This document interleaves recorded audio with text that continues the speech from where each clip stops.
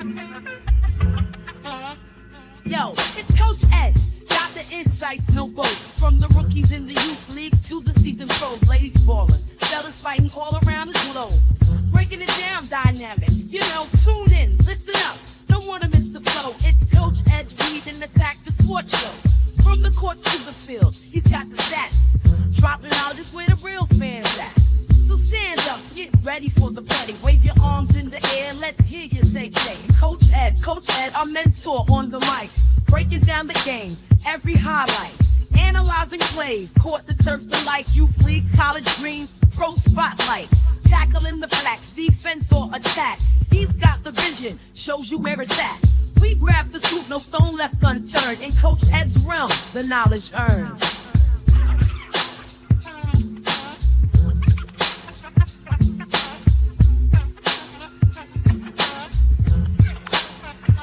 Hop on the A train, feel the vibe, Get out travels, we got sights, right? Dream destinations, come alive, Sporting events or the nightlife, tight. Brooklyn roots, we bring it back. Yo, vacation spots, don't pack light. Nah, concert stages, romance flicks. Yeah, we got your back. Hit the site, ayy. Travel plans, we keep it real. Pack your bags, it's the deal.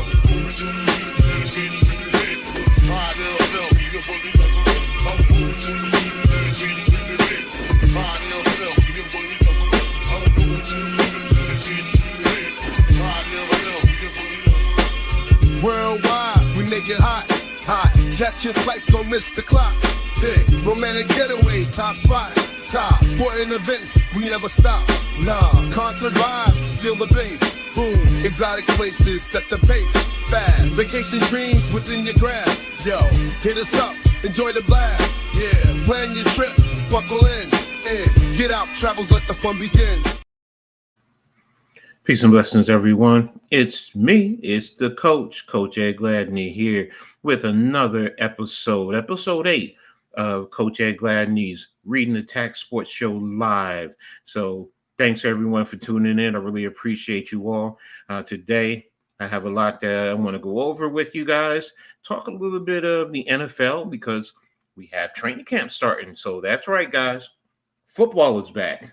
The NFL, and soon after that, we have the college. I'm going to touch a little bit on the Olympics because, you know, the United States just played today. We also had the event from the WNBA, the All-Star Game. So I want to touch base on that. So I have a lot to talk about in today's episode. So, but before I do that, I want to shout out to today's sponsor, Get Out Travels. I just played a little commercial to start. I'll play it again a little bit later on, but I appreciate everything that they do. Make sure if you're looking to get out there to travel, whether it's for a vacation, whether it's to sporting events, to a show, whatever it is, reach out to Get Out Travels. They'll definitely help you get your plans in order. So again, reach out to them. Thanks for Get Out Travels. And to everyone who's in the chat, Daniel Berry, always a day one. Appreciate you, brother. And Rafael, Capitan Rafael Del Fucho. Hola, mi amigo. So thanks for tapping in, everyone. So, but I'm going to get right into today's show, and we're going to get into the subject matters that, you know, I found that I want to talk about today. So, but the first one that we're going to talk about, starting right off the bat, where it's always at, where my heart has always been since day one, talking some NFL, talking football. Hey, training camps are in order now. So everyone is starting to get their players in. A lot of teams had rookies coming in last week. This week, you're having more and more teams get into the mix. So, and pretty much have, 45 days before the NFL kicks off? I mean, when you think about that, we're in that phase now. You know, so much talk, so much banter has been going on in reference to different NFL team fan bases, whatever the case may be. Your fan base, you know, teams that you can't stand, whoever it is. But just the bottom line, it's football. So we have the NFL, we have college kicking off soon. So it's just for us true diehard fans, it's just a good thing. So a lot to talk about. So I'm going to start with what can I say? My team. So much is going on with the New York Football Giants. With them on Hard Knocks, so many people are watching Hard Knocks nowadays, and have so much to comment on. I'm not for Hard Knocks. I get it. And that's not my thing. So I haven't watched it, but I've seen the little clips here or there, and I understand the feelings with many people out there in reference to what's going on with the Giants, and especially with Joe Shane and the situation with Saquon Barkley. I get it. I get where many fans and their feelings are in reference to what's happened with Saquon Barkley, how he went on to the Eagles. And some fans have a feeling of resentment because you didn't get anything per se for Saquon Barkley, and I get it. I understand. But I also say most of that outrage wouldn't be as much if he had went to another team other than the Eagles, because it's in the division, and it's logical, and I get it. So Tommy, my brother, peace and blessings to you, man. Thanks for tapping in. So hope you enjoy the show, man. Keep doing your thing with your Astros until they face our Yankees. So but getting back to Shane and what's happened with the Saquon situation, I always say it's a business. It's a business. That's just the reality of it. Players they're commodities, and that's how they looked at it. And they, the Giants, didn't want to pay Saquon Barkley the money that he received from the Eagles. And I understand Mara, his resentment, his sentiment in reference to Saquon going to the Eagles, and it's going to cause him sleepless night. Hey, I get it. And yes, it is tough, especially if he goes over there and he produces, but he hasn't had the opportunity to produce here. And it's, but again, as a Giants fan, I get it. You don't want to see that, especially when it was one of your own, especially if he comes across and plays you, twice per month, twice per year, per season. I'm sorry. And it's hard. It's hard to accept. But for me, I just look at, the players are commodities, man. Teams trade players left and right, whether they get something for them or they don't get enough value.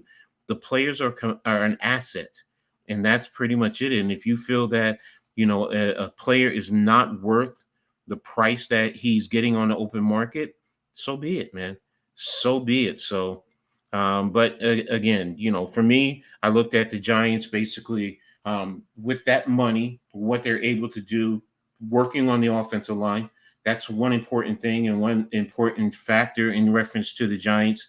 We've needed to work on the offensive line for the longest while. They went the youth route with the offensive line. Now they're trying to get some veterans. They even, we're looking at a veteran offensive lineman who played for the Raiders, who played for offensive line Brasilio. So I get where taking that money and utilizing it to help the team in other areas is important, and that's the reality, because if you signed Saquon Barkley, you wouldn't have been able to work on the offensive line. You wouldn't have been able to do the trade for Brian Burns. There's so many other things. And I'm not saying all that money is, used for all those areas. There's some that they, of course, are saving. But the reality is, if you're not paying a running back, $13 million, 3 years, I believe 3 years, $36 million. That's money that you can use to help, number one, this offensive line. This offensive line has been the worst, if not one of the worst, if not the worst offensive line in all the NFL. So you have to do what you have to do. You can't focus on the running back, the quarterback, the receivers without focusing on the offensive line. That's just it. I get the, having dynamic players. I get it. But if your offensive line is not allowing them to do their jobs, it makes no sense. I'm telling you from a coaching perspective, I'm looking to fix my lines, offensive line and defensive line. I have to fix those because you cannot win. You cannot succeed without those two. So I get it. I understand why fans are upset with Saquon Barkley, but in the same token, Barkley is an asset. I'm not mad at him for doing what he feels he has to do for his career. He wants to try and win a championship. Okay, so be it. And when you line up against the Giants, we're going to punch you in your face twice per season. Once the games are over with, see ya. And if you have friends, if y'all want to go have a beer after the game, by all means, go ahead. As a fan, I don't begrudge players. I'm not upset at Xavier. I'm not upset at any player who leaves this organization and goes somewhere else because they feel they have a better opportunity. Because in the end, your career is short-lived. But I also get where fans are coming from. I really do. We only care about our team, and that's rightfully so. We're invested in our team. So I get it from both perspectives. But for me, Shane, he's doing what he needs to do as a general manager, and I don't begrudge it. So let me just tap into the chat real quick. James had to carry a U.S. team. Everyone says has young talent, looks like a bunch of bums waiting on the 40-year-old to take over and carry them to gold. I'm going to touch on that in a little bit, Tommy, because I did watch the game and see, and they did bring in Van Roten. So I'm definitely going to talk about that. Tudo, much love and respect, brother. I hope everything is going well with you, man, especially with the rugby, the family, man. Again, thanks for always being here. So, and supporting, man. So, but getting back to Shane, I mean, for me, it's not a problem. It never has been. I'm not one of these Giants fans who are going to, oh my God, he needs to be fired. Sorry. I look at it from the business side of it, man. He has a job to do. And it's a very, very hard job. You cannot pussyfoot it. I'm sorry, you can't. You can't always be nice. You're not going to make everyone happy. And I want a general manager that's not going to make everyone happy, including the owner. Now, yes, he is the owner. If he says, do this because that's what I want, I pay the bills. Okay, in that regard. But Myra's also showing me at least he's stepping back and he's letting him do what he needs to do in terms of his job. So, and you know what? If he, in the end, if he feels that he's doing a good job, he stays. And if he feels that he isn't, you know what? He's going to fire him and we're going to move on. So, but right now, as far as Shane, I don't have a problem with what he's doing. I appreciate what he's doing, and hopefully the moves will work, especially with the offensive line, and that's where this training camp comes into play, man. The offensive lineman Van Roten that they looked at, I saw someone say that he left without a contract. Doesn't mean he's not going to be back. I don't know. I haven't heard anything, but it makes sense that, if you bring him in, he's worked with Bracilio. He's worked with Illuminor. They have that sense of continuity. Also, to be honest, what's going on with Evan Neal?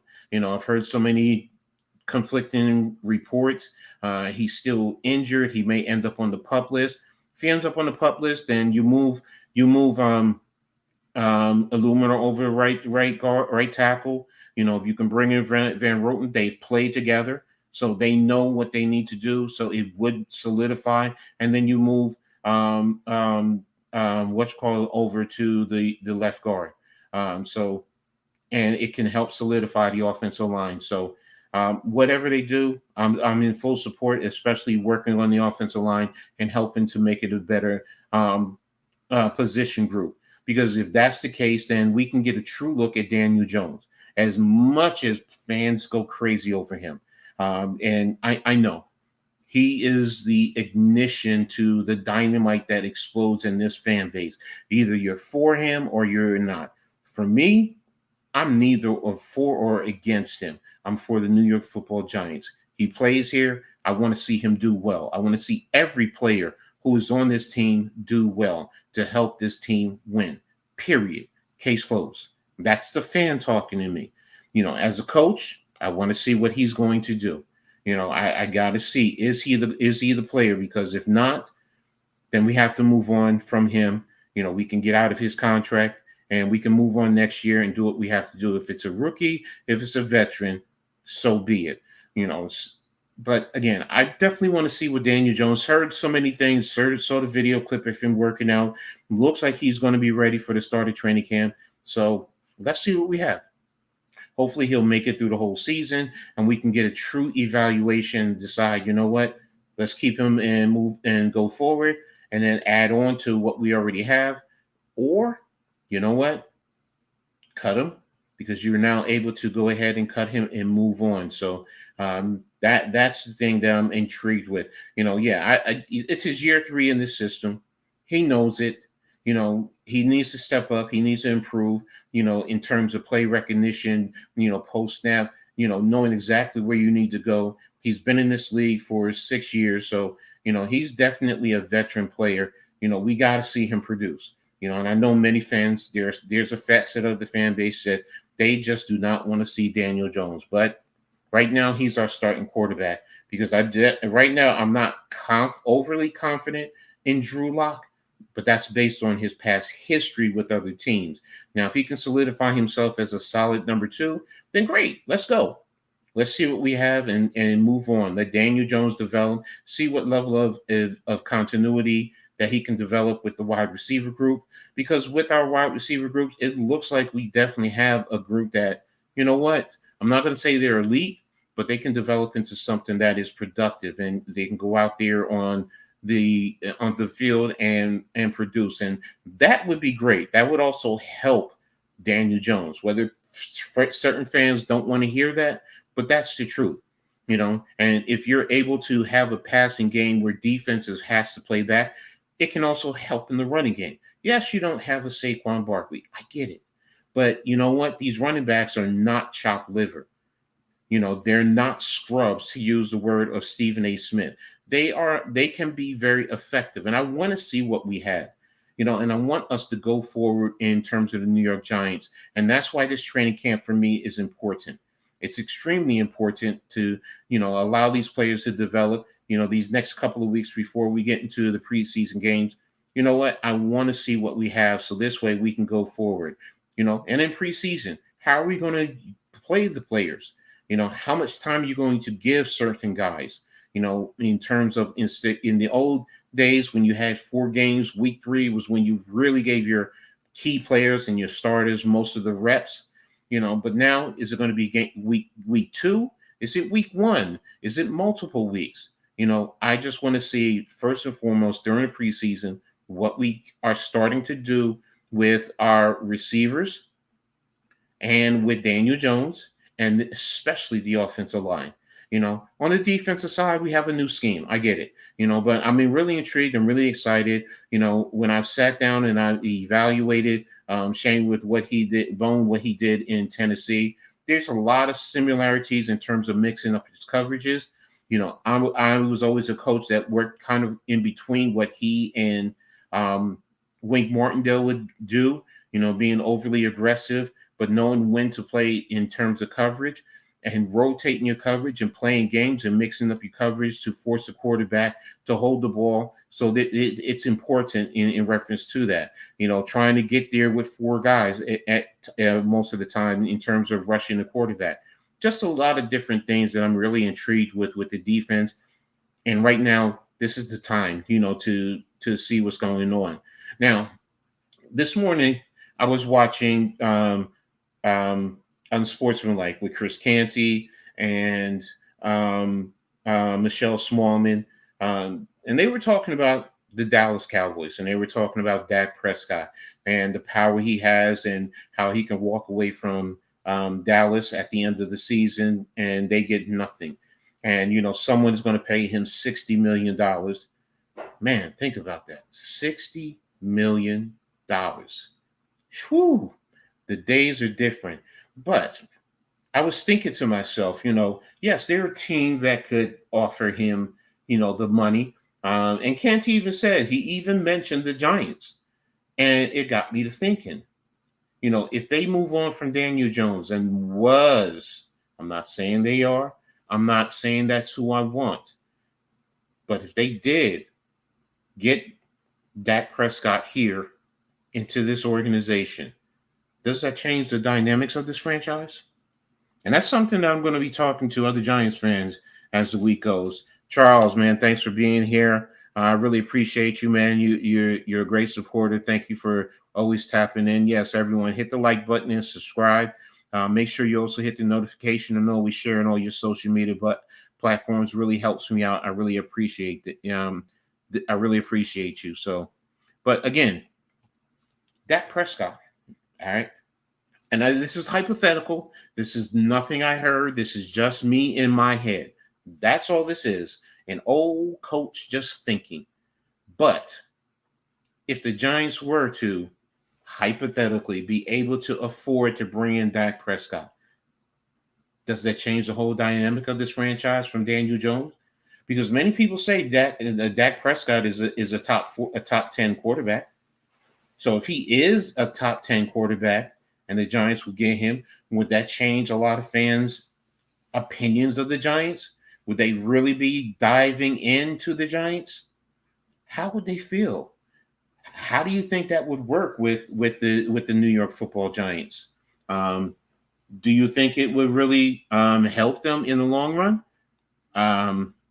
I think it would be interesting.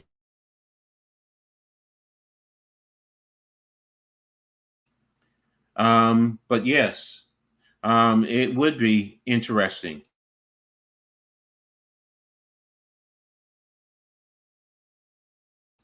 Sorry about that. Your next shift. Thanks for being here. I really appreciate that. And thanks, man. Always. I'm watching with my team, a 4-person, including myself. Always enjoyed your outstanding Thank you, Charles. I really appreciate you, man. But again, it's something, like I said, I was just thinking about and I was wondering. And I'm sitting here and I'm saying, okay, if he had Neighbors, young player who's developing, you have Robinson, you have Hyatt, you have Slayton, you have Bellinger as a tight end. What are we going to get from Theo Johnson? Right now is Cager. I'm sitting and I'm looking, and especially if the offensive line can solidify. Prescott can still move. He's mobile. He knows how to command the offense. He knows how to command a team. He knows how to garner the respect. He has respect throughout the league. He can make all the throws. He can make all the reads. So would he be an upgrade over Daniel Jones? Personally speaking, yeah, I have to admit he would. But now, of course, would the Giants be able to afford $60 million for a quarterback?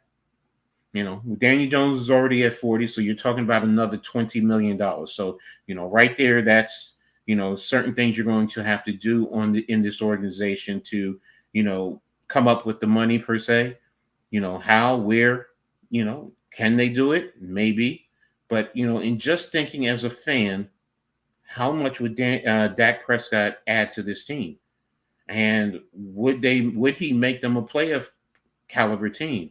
Because if the biggest issue is quarterback play with the New York Football Giants, then doesn't that say Dak Prescott, who many consider a top 10 quarterback, even if he's at 10, and many look at Daniel Jones as down at the bottom of the barrel, doesn't that improve this team? Doesn't that help this team? Well, I'd like to hear back from Giants fans. Is Coach Ed he's not being realistic, or they can't afford it, or no, Dak Prescott wouldn't help, or yes, he would help this team? Love to hear what you guys have to say about that. But again, that's what I was thinking about, in terms of, since it's training camp now, especially with the Giants, guys are going to be getting into the swing of things starting tomorrow. I'm intrigued, in reference to that. It's along with everyone else. I mean, I saw that Jordan Love is holding out temporarily with Green Bay. That's just to try and get his contract together. We all knew most of us knew he was going to get his money. So it was fine.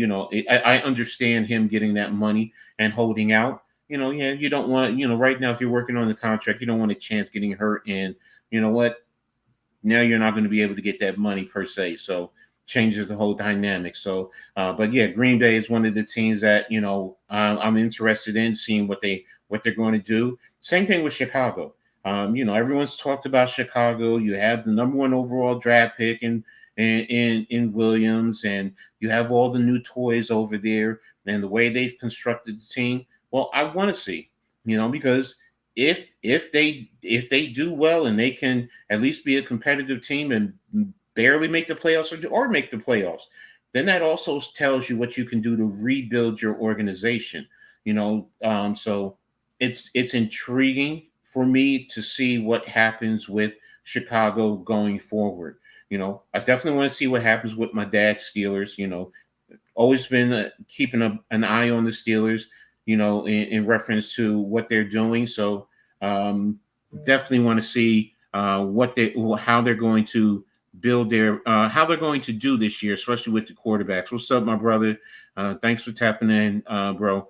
I'll talk to you a little bit later, about what's going on. Well, no, I'm going to ask you, because I had said right before you tapped in, I was talking about the Giants, and I was talking about the quarterback position, and of course, Daniel Jones. And I was watching Unsportsmanlike this morning, and there was something that Chris Canty was saying in reference to Dak Prescott. And he said the Giants were a team that could, because quarterback needy teams were available. And he said the Giants were one. And, I was like, well, if Daniel Jones, this is all hypothetical, this is all me in my head, nothing else. There's no room, there's no content or anything else that's out there. It's just me just saying, hey, what if? What if Daniel Jones didn't work and the Giants moved on and they brought in Dak Prescott? Does that improve this team? Does that make if Dak Prescott is considered a top 10 quarterback, does that really help this team? Does that make them a playoff contending team, a more competitive team in comparison to Daniel Jones? And that's a what if. But again, if the Giants could get up the extra $20 million difference, because Prescott is looking at about $60 million, Daniel Jones is at 40, so it's another $20 million that basically you would have to come up with. If they could, where does that position the New York Giants? And I've said, I just said, I want to know what Giants fans are thinking. What about you, bro? What's your thoughts on that? You know what? If you want, let me know and I'll throw you the link. You can jump in and the show if you want to, or if you're able to. I don't know if you're working or what. So, but if you are, let me know and I'll send you the link. But again, that's what I want to know from Giants fans. What if the Giants, Daniel Jones didn't work out and they were to bring in Dak Prescott and pay him? Bro, I understand. This is what I did say that. I understand, but I said, what if they did? All right. And that's the only thing. Do I think they're going to? No, I don't think. This is just me just saying that. Okay. We'll talk about it then in 10 minutes. So getting back to the other teams that I'm intrigued with, like I said, I left off at the Steelers, in reference to, what's going on with Wilson and, and the quarterbacks there. What's going on with the running game? Are they going to trade Harris? I want to see what's going on in reference to Pittsburgh. I'm going to be talking to my dad a little bit more, getting his insight and his feelings. So, but again, I'm intrigued. I'm very intrigued in reference to Pittsburgh. Kansas City is Kansas City, Buffalo. We all know that, and the Jets. I am intrigued with the Jets. Can their offensive line hold up? And what are you going to get it from Aaron Rodgers? Because if that defense plays as the number 1 defense in the league next year, and their offensive line can be productive, they might be a team that people are just like, oh, it's the Jets, but they can surprise some teams, especially if Rodgers can just be half the Aaron Rodgers that he was with Green Bay. I mean, they do have good running backs. They do have, some receivers. I mean, Wilson is nobody you can sleep on. I mean, Williams, okay, he's coming from an injury, but, guys starts to fit into a certain slot, and Rodgers can get the ball to his receivers. He has good tight ends. And again, if they can play complementary football between the offense and the defense, the Jets can be a team that, can surprise a lot of teams. So I'm intrigued with the New York Football Jets. I definitely am. What are they going to do? And I'm going to be honest with you. One other team that most people are probably going to sleep on is the Cleveland Browns. Everything hinges on quarterback play over there. It hinges on the quarterback play. You have everything else there. Can you get quality quarterback play? And if you can, from Deshaun Watson, if Deshaun Watson can be some of what he was in Houston, that's another team that, it would not surprise me if they won that division. And I understand Baltimore is Baltimore, and they're going to be tough, but that whole AFC North is a tough gauntlet. So not just for in the division, but for every other team that has to play them. So that's why I'm intrigued by the NFL right now. It's good that the NFL is getting back. I mean, it's just football. Most people have been craving football. I've watched the spring league, but it's not the NFL. I get it. It's football. I can watch football all day long, no matter the brand. But it's not the NFL, and it's definitely not college football, which is my first love. So, but sticking to the NFL, I'm really intrigued with what's going on in these training camps, the different battles. Of course, you're going to want to see how these rookie quarterbacks, how they fit in. Everyone, talked about them, and, the top two, Daniels with Washington, how's he going to hold up? And, but again, it's interesting. Dak is whack, Zeke is weak. Might as well keep Jones if he has another playoff run, if that's the case. No, if he has another playoff run, of course. I'm not saying that. I said if Daniel Jones proves that he is not the answer and he does not have a good year, or he's injured and he's out for most of the season. That's why I said if the question is he if Dak, that is he an upgrade over Daniel Jones? Bottom line, is he a better player at the position than Daniel Jones? I'm going to be honest with you, Tommy. Yeah, he is. He is. Number one, yes, he's had his injury. He's had an injury situation, but he's definitely better than Daniel Jones overall. So let's hope Jones comes back. Now, if he plays like Alex Smith, okay, that's fine. That's serviceable. That's serviceable. And I know you speak highly of Daniel Jones, and you support him, and I understand. So and everyone, don't get me wrong. I am not saying I don't support Daniel Jones. Ultimately, I want to see Daniel Jones succeed. Plain and simple. That'll make everything else moot. But and that's the thing. That's the hypothetical. If he doesn't, what do you do? And that's the thing. Any good coach, any good manager, you have to have a contingency plan.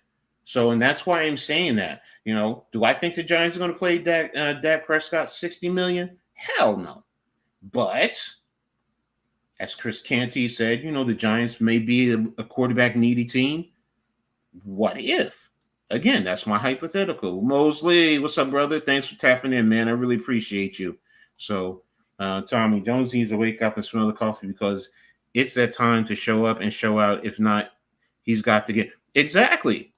I'm with you on that, Tom. I'm totally with you on that. He has to step up and he has to produce. And that's what I want to see him do. I want to see him produce, because ultimately that makes our team look good. And that's all I care about. These players I always say the same thing, and unpopular opinion will tell you. I always tell you, players are assets. General managers are assets. Coaches are assets. This is playing chess. So you need your pieces to produce. And if they don't produce, then you got to get them out of here. And that's ultimately I'm saying. So back to the what if, what if the Giants are willing to pay him and bring him in here, is he an upgrade over Daniel Jones? And I want to be honest. I have to be honest. And as anybody knows me knows I cannot stand the Dallas Cowboys, but he's an upgrade over Daniel Jones. He really is. You know, he definitely can do, and he has proven that he can do a lot of things Jones hasn't been able to do. So, you know, but again, I want Jones to step up, like Tommy said, and smell the coffee. And let's help this team be a better team. Hopefully, we can figure out a plan B, C, D, E, because Jones has used up. Exactly. He has, and you know, especially with the money that he's getting, you know, because that's always a sore thumb for many fans. But you know what? You're going to pay him that money. He got to produce. He has to. And if not, then bro, it's a business, man. Get him out of here, and let's get the next one in here. And that's why I said, you know, Dak. Personally speaking, I'm going to be brutally honest. If Jones is not the answer, I'm ready to move on to a young quarterback. Let's develop him and Neighbors and move on and grow and work it from there. You know, but again, if they feel that they can get something and do something that can compete with Dak Prescott, is he an upgrade over Daniel Jones? As I said, yeah, I say he is. You know, and y'all can kill me, and that's fine. You know, do I think the Giants are bringing him in again? No, I don't. But, you know, again, it's about what if. You know, Prescott has proven he can read the field. He can give you progressions. He can get the ball to his primetime players where he needs to. He can also step up and take off when he needs to. You know, he knows how to get down and not take the unnecessary hits. So, again, okay, I'm sending it to you now, bro. Again, with Prescott, I'm sending it to your Twitter X, however you want to classify that site. Yeah, you should have it now. So, but again, how do you know? Yeah, I just sent it. Jones and company are slowly getting rid of all the contracts we shouldn't. And that's the thing that many fans. Thank you, Tommy. Thank you, because many fans were complaining about Gettleman and him tying up such money. And what is Shane done? He's come in and cleared out bad contracts.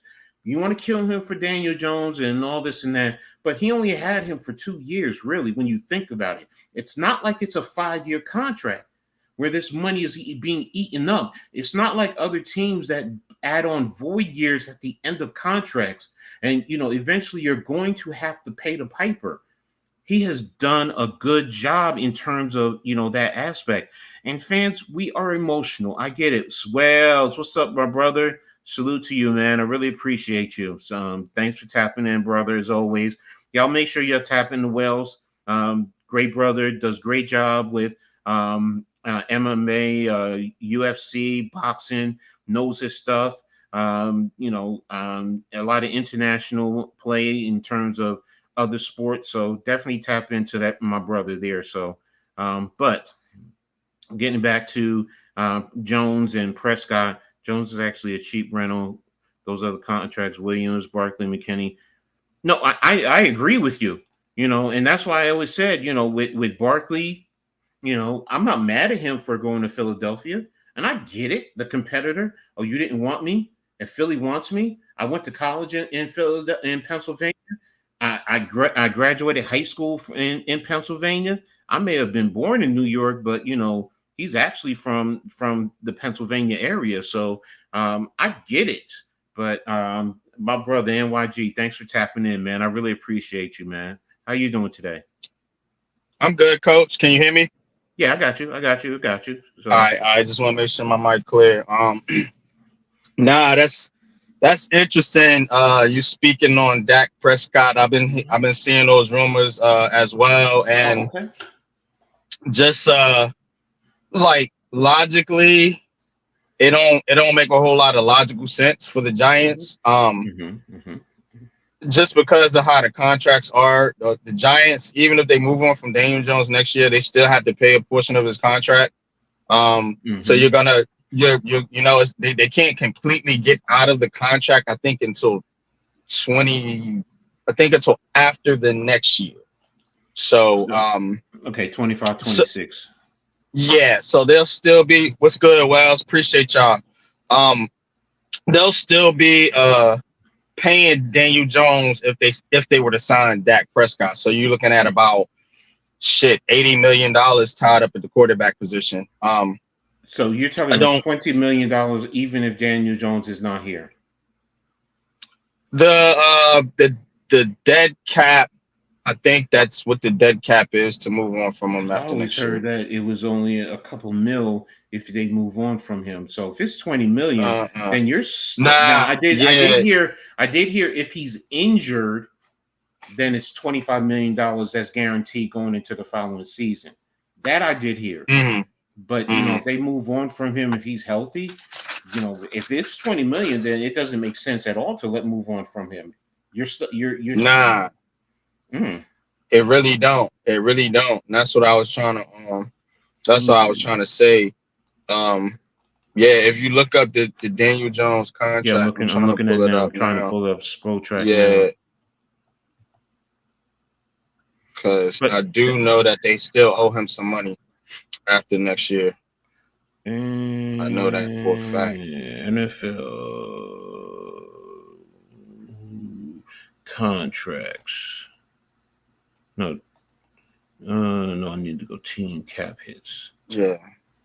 Team cap. Or you can just do like Daniel Jones contract or something like that. That should come up. I got it. The spot track over the cap. Yeah, I'm looking at what you call it now. Pulling up.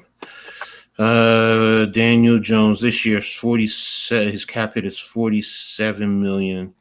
That's this year. Come on, open it up. What'd you do to the Spotrac? Yeah, okay, here we go. And 24 and 25. His cap hit is 41. Where did that come from? Oh no, his dead cap hit it. Okay, it's 22. Dead cap, yeah. Told you. It makes no sense now. Okay, here it is. Okay, pre-release 2025 is 22 million. Pre-June 1st is 22 million. And after June 1st, it's 11 for the next 2 years with a savings of 30.5 million. So, damn. They're on the hook for him. Beyond. I always thought it was more than that. So, yeah. Well, that's why they were saying it makes sense to go get a rookie. Like the Giants aren't going to sign another veteran. They're going to move on from Daniel Jones and get a fresh rookie contract to work with. No, then that makes sense. That's even making more sense. So you know what? Hey, I learned something new, and I don't have a problem. I was wrong in what I was thinking. You know, I mean, part of that was listening to Canty. So you know, I don't think he knows this. So, but yeah, you know, I mean, the Giants are not going to be going after that, especially if you're going to be paying them $60 million. There's no way. There's no way the Giants he's going to have to go to somewhere else. So, and I mean, Dak Prescott's not worth that money. We know that, but here's the thing, and it's the market for the quarterback. It just keeps growing. Mm-hmm. So you know, you heard Jordan Love's holding out too. Yes, he wants his money. Tua wants his money. the thing about it though with Prescott, either you're going to pay him now, somebody's going to pay him now, or when the price keeps going up, what's to say he doesn't get 70 million? So it's a matter of, you know what, sometimes you got to start him earlier because the market is showing that it's growing, you know. And you've heard me say, I think that dude going to end up on the Raiders, man. I don't know. I just got this funny feeling that the Raiders is going to make a move for a quarterback, man. No, he did say that. He said the Raiders. He said the Saints. He did say the Giants. Because if they want to keep Devontae Adams, you watch that receiver series, and if they want to keep Devontae Adams happy, they better bring somebody in here that can throw that football. No, I agree with you. I agree with you. I agree with you, bro. He ain't having that shit, yo. So I'm totally with you in reference to that. So, but yeah, you just showed me something. So guess what? I'm not with bringing him in now. Looking at that cat, nope. You know, like you said, get a rookie, whether it's yours or what you back down at Georgia or Sanders with Colorado, whoever. Get you a rookie quarterback with what we have here, the young talent, young players that we have here. Develop with Neighbors, and then you move on. Especially if Daniel Jones is showing that he's not it. Again, I'm going to stress this. I can't stress this enough, ladies and gentlemen. I am not screaming for Daniel Jones to be out of here. I am for players for the New York Football Giants being here and helping this team. So right now, number one, I want Daniel Jones to produce. But I also understand you, NYG, you tell them, I always say players are assets. So if they're not producing, you got to get somebody in here who's producing. So, so before anyone runs out there, Coach Ed wants Daniel Jones going. No, that's not what I'm saying. Number one, with Dak Prescott, I put out a hypothetical, a what if. That's all it was. It wasn't me calling for it, So, and if Daniel Jones, I got a bigger hypothetical. Go ahead. What if, say the Giants are losing games, but the offense looks pretty good with Jones, Neighbors, Hyatt, Wandell, say they're taking off a little bit, they're scoring points, but the defense just ain't right. What if they trade Daniel Jones? What if they trade Daniel Jones and people go, he has no value? Bullshit. If you can get something for Sam Darnold and some of these other quarterbacks, you get something for Daniel Jones. True. The injury would hurt him last year, but if he can actually get out on the field and perform and do some things and say the Giants just aren't in the hunt and they want to pivot and just, look forward to the draft, they could end up trading him mid-season for a pick, and that could help them maybe move up in the draft to go get a quarterback if necessary. That makes sense. It does make sense. I don't have an issue with it. Hey, if that allows you to get, because I'm like you, I'm not locked into Daniel Jones. I really ain't. I've been like this since I started making content. I'm just trying to be fair with the guy. You know what I'm saying? So it sounds like we're defending him. We're just trying to be fair. Never said he was the greatest quarterback, and the Giants can upgrade. I've been saying it all offseason. I think we was on the Michael Penix train, so to speak. You know what I mean? Look, Jaden Daniels, I had him as my top quarterback. Yes, you did. Pat and them was the same way, but their thing is be fair and not try and trash him and just get rid of him. No, you got to stop being that way. So and that's the whole thing.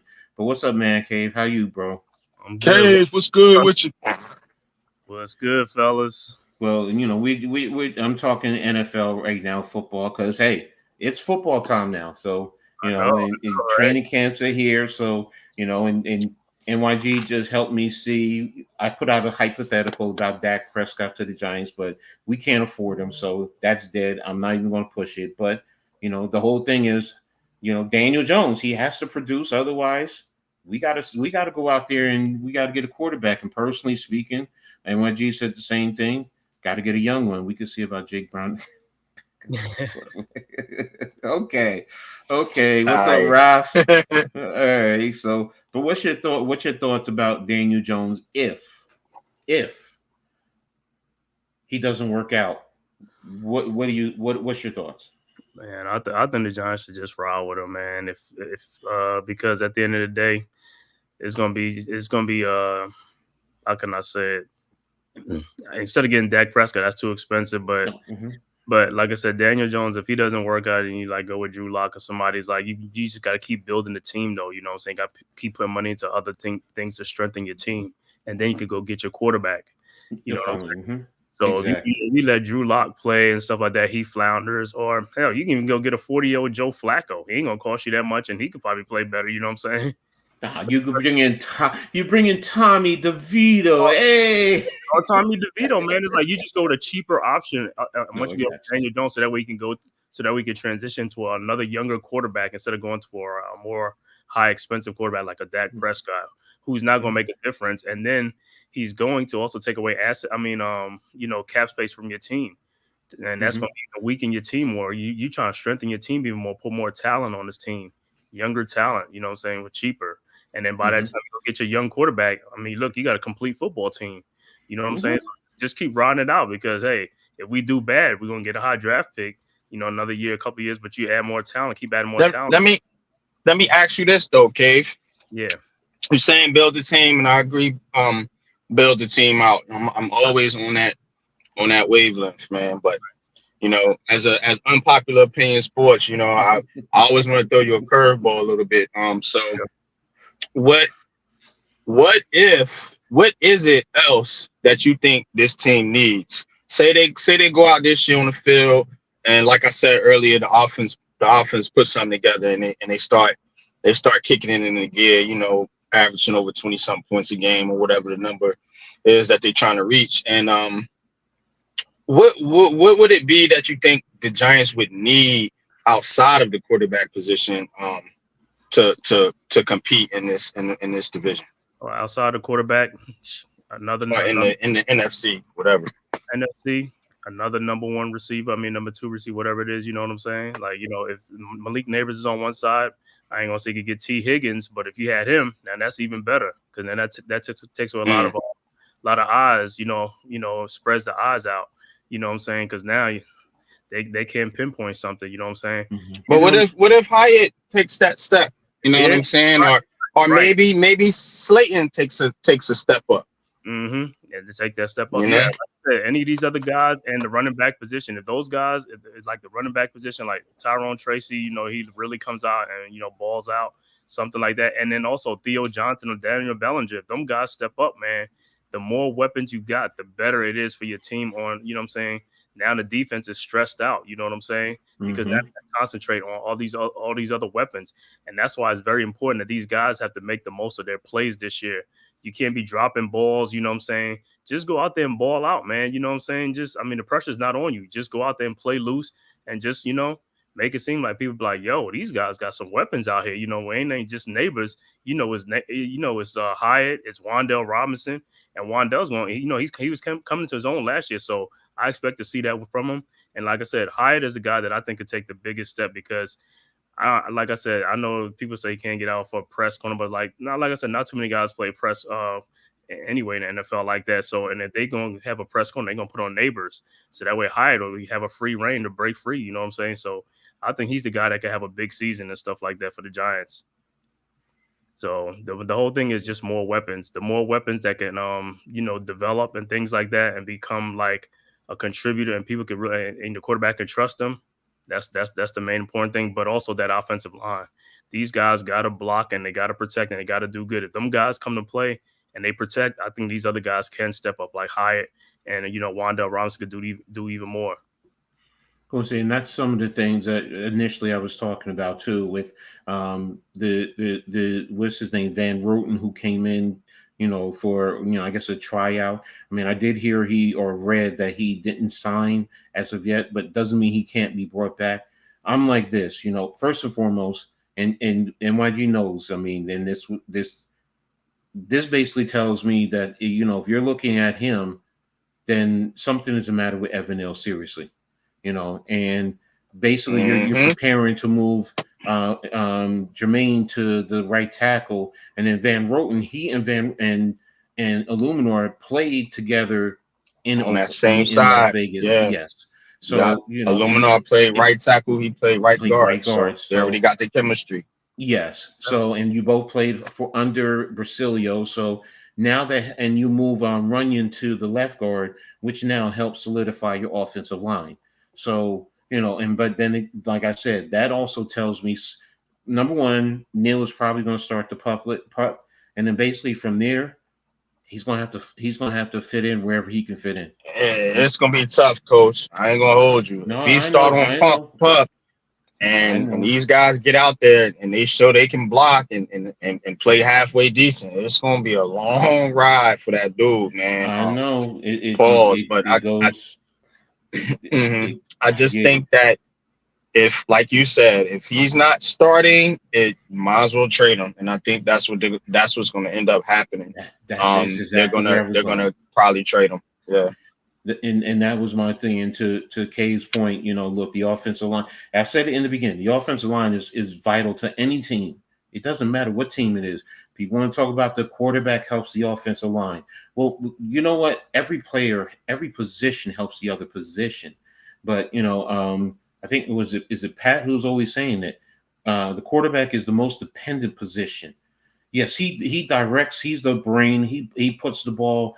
He throws the ball, so on and so forth. But he needs the receivers to catch the ball. He needs the offensive line to block. He needs the running back to pick up the blitz or to be the nice check down and then make a play when he gets the ball. The quarterback cannot just run all over the field and make the plays. Even the great Lamar Jackson who can run, he still needs guys to go out there and produce and do their job, which is what a Bill Belichick is saying. Just do your job. And you need everyone to do their job. Quarterback, get the ball to your playmakers. Playmakers, go out there and produce. So, which goes back down to what I was saying about the offensive line. The offensive line is key. For me, the offensive line is key for the whole team's success. It helps your defense too. But again, I'm a coach. I'm not a fan. I don't look in just the immediacy in what I see on TV. I look at the big picture, and that's the whole thing. So, and that's why number one, I'm excited to see what's happening with what's going on with this, with the season, since it's now here. We've all been craving, but this also tells us we're in the back part of the year, but it's the best time of the year, because, you get to see the real sports. I'm sorry. Yeah, I know. Some of y'all are going to say other sports, basketball, baseball, but the best sport is football. I'm sorry. It is. So, but again, I'm going to say don't. And, the reason I said it with Evan Neal, like I said on other podcasts, like, I think he's behind the 8 ball and he might be on the UP list. And don't call me because you know how you watch those like simulation, what's that, the Madden simulation on YouTube? Listen, all I see is Stinney starting like every game, and I'm like, why is Evan Neal not on the field in these games? Sometimes these like a precursor. They tells us what's going on behind the scenes, like we don't pick it up. And I'm like, I'm keep seeing Stinney starting and what's the name at right tackle, like aluminum. I'm like, where's Evan Neal at? And then you come to find out, like in saying the OTAs and stuff, he's really not been playing. I was like, man, this dude he had a setback, man, in his rehab. Mm-hmm. He's not going to play, and so it's like I'm like, man, these guys must know something that we don't know. No, I agree with you. NYG has been saying it to me.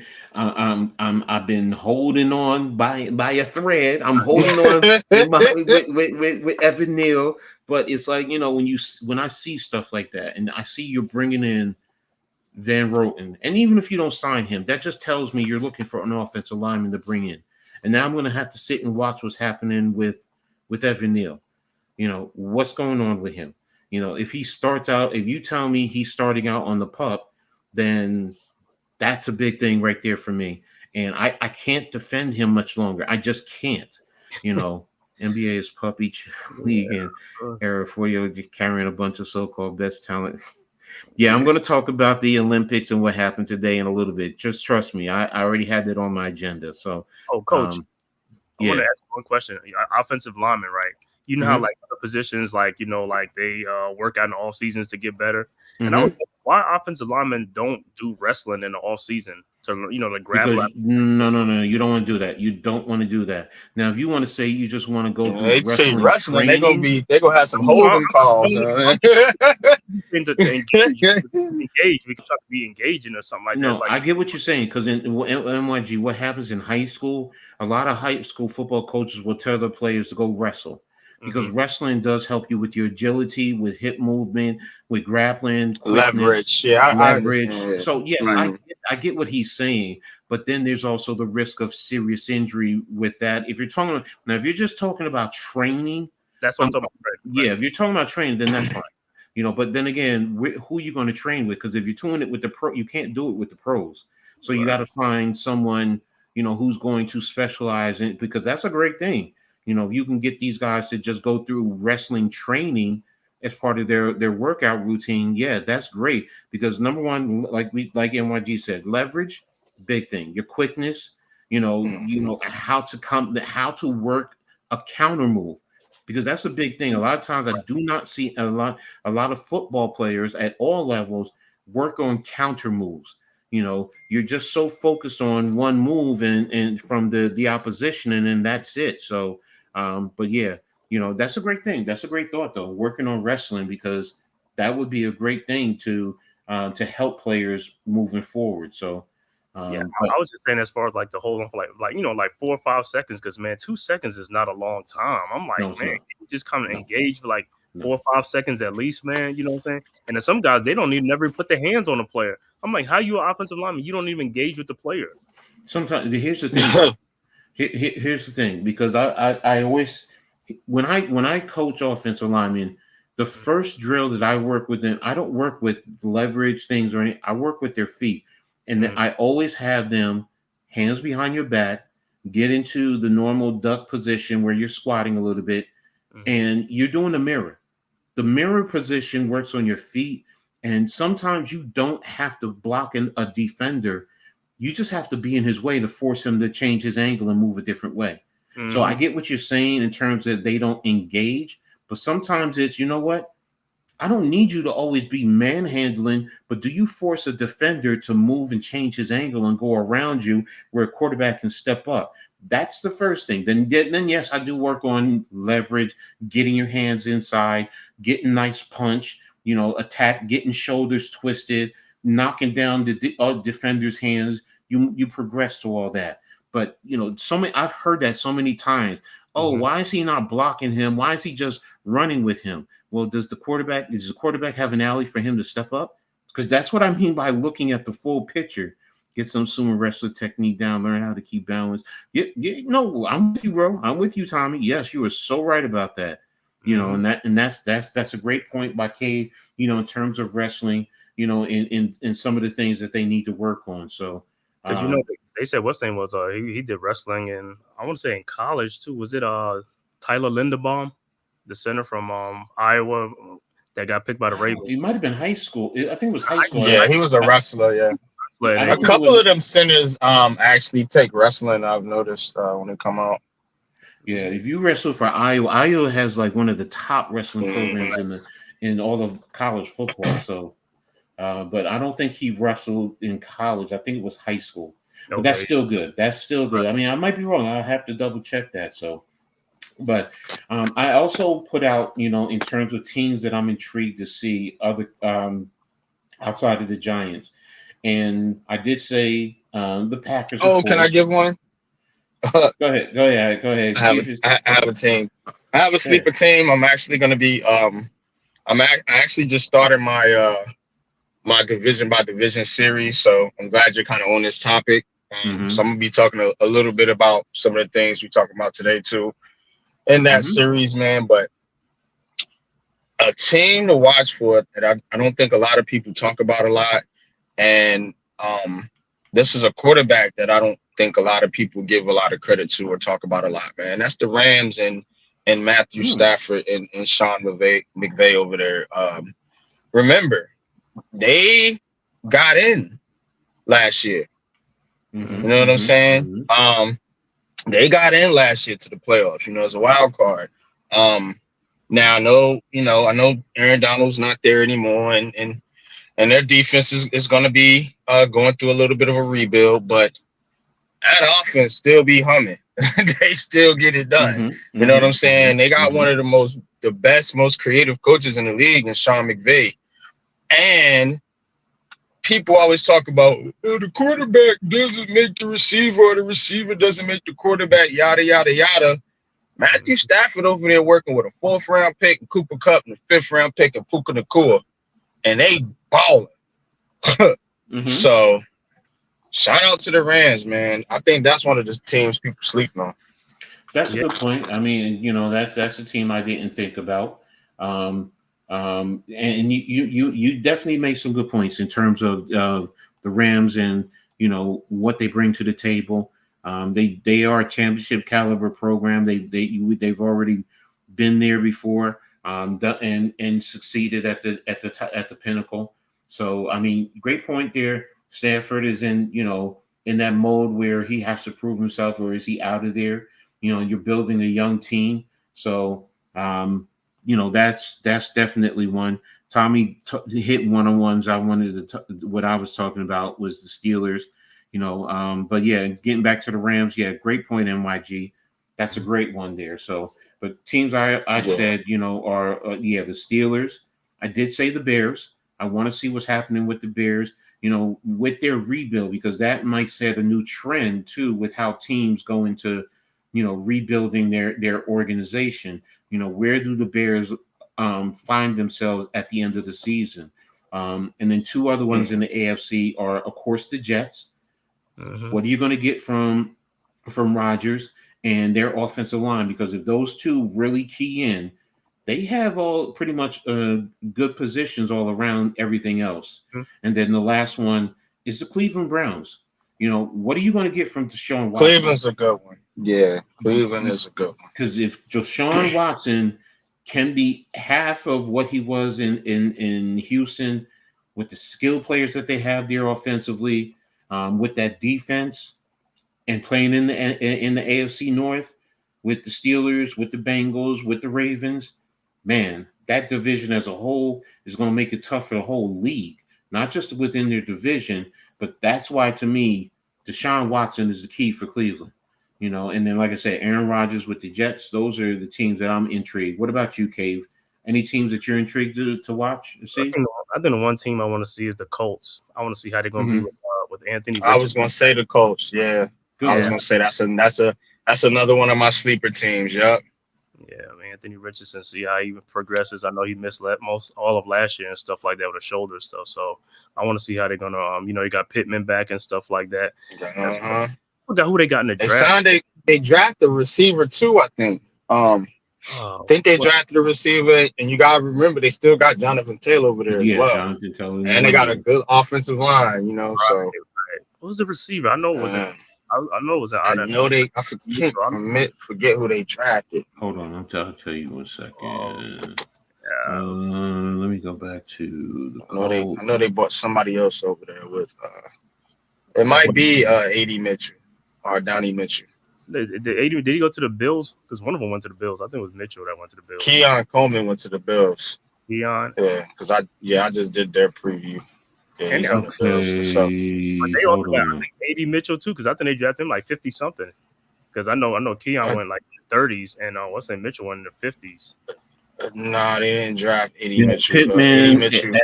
You have Pittman, Ashton Dudley, Alec Pierce, Adonai Mitchell.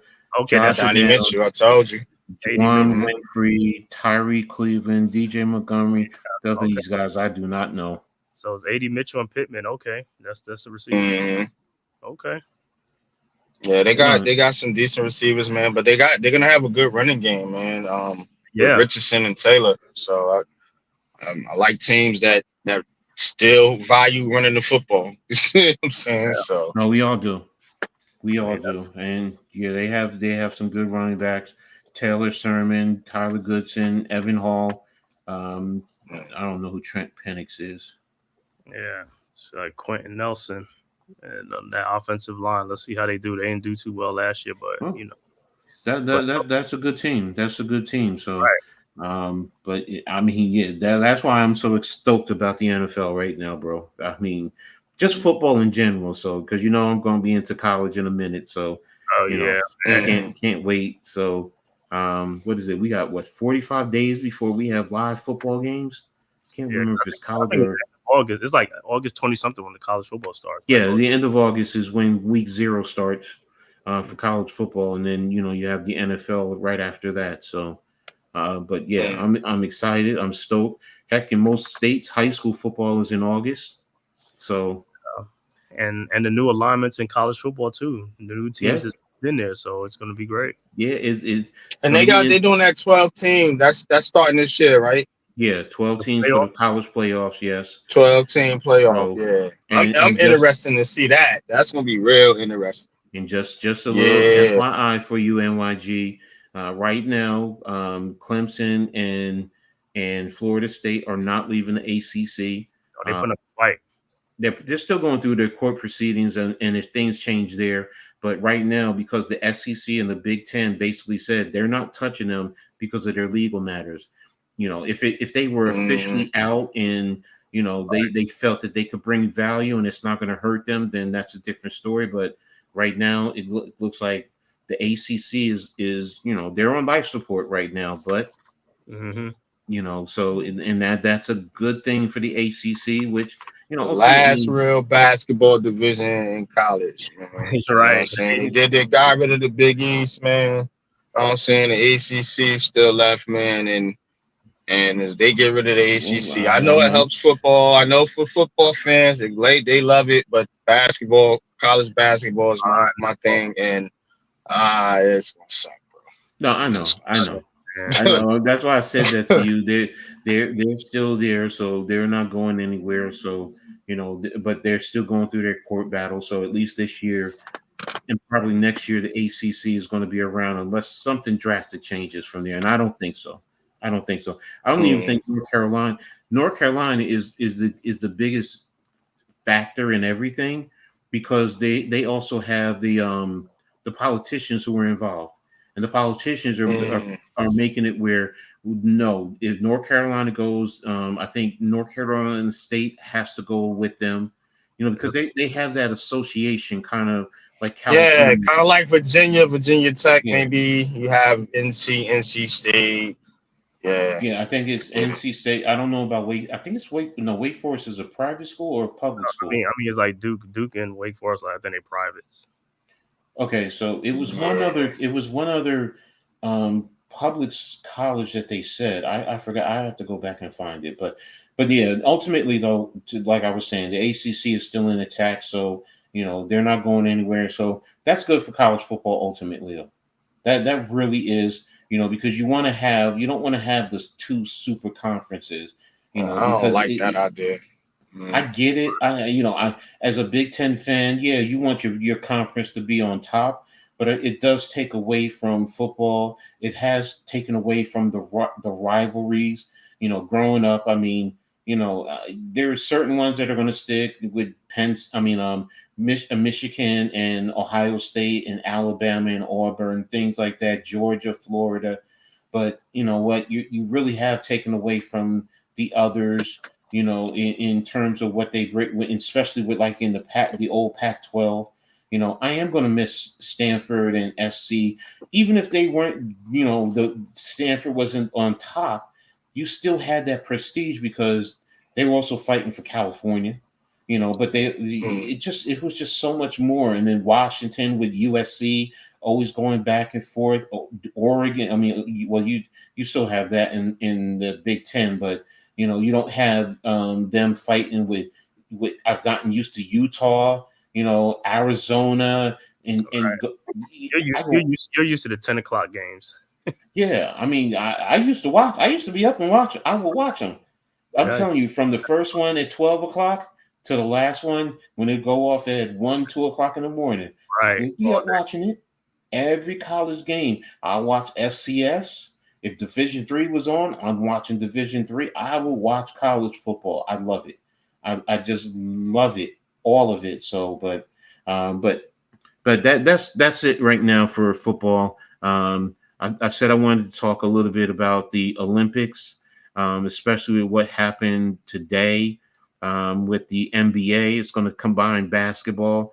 For those who don't know, Germany and United States had a final tune-up for the Olympics. Mm-hmm. It was a good game as a fan, sitting back and watching the game. But to what Tommy was saying earlier, the United States did not look overly well as what we are so used to them, in terms of their play.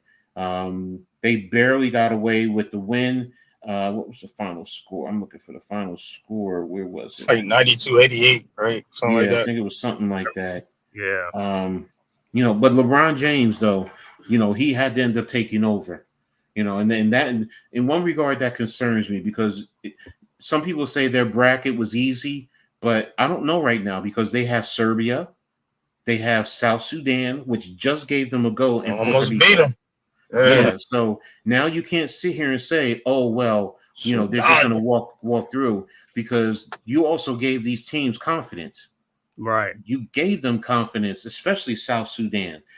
So you can't overlook them. Now The question is it a factor of they're trying to just get everybody in the game?